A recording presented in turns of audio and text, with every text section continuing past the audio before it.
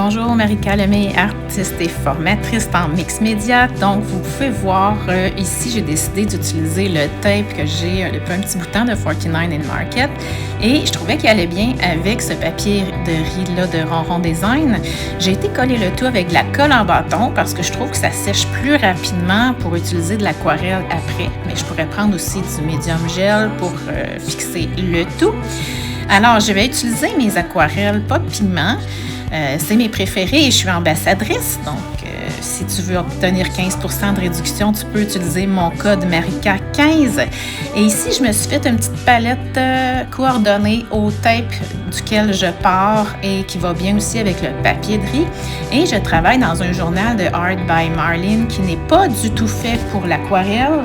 Donc, c'est un peu un défi pour moi. J'adore ça, travailler sur des papiers qui ne sont pas faits pour être utilisés nécessairement avec de l'aquarelle et les utiliser pour ça.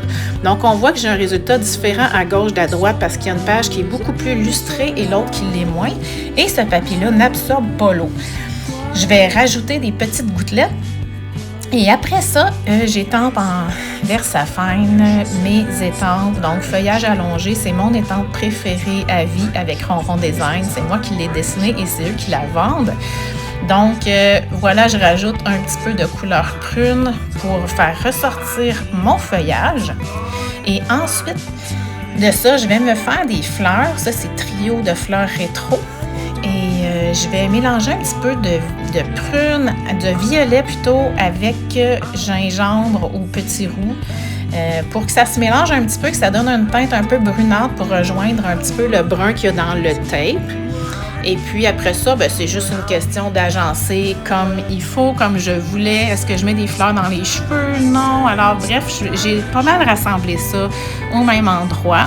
Je rajoute du doodling avec un crayon à pointe fine. Et puis un vœu que je vais assortir avec les mêmes couleurs d'aquarelle pour qu'ils se fondent un petit peu. Alors, ça me donne une création. Je suis vraiment fière parce que c'est vraiment pas un journal qui est fait pour l'aquarelle, mais je trouve que l'effet que ça donne, c'est vraiment beau. Tu peux me suivre, j'enseigne en ligne, marikalemay.ca.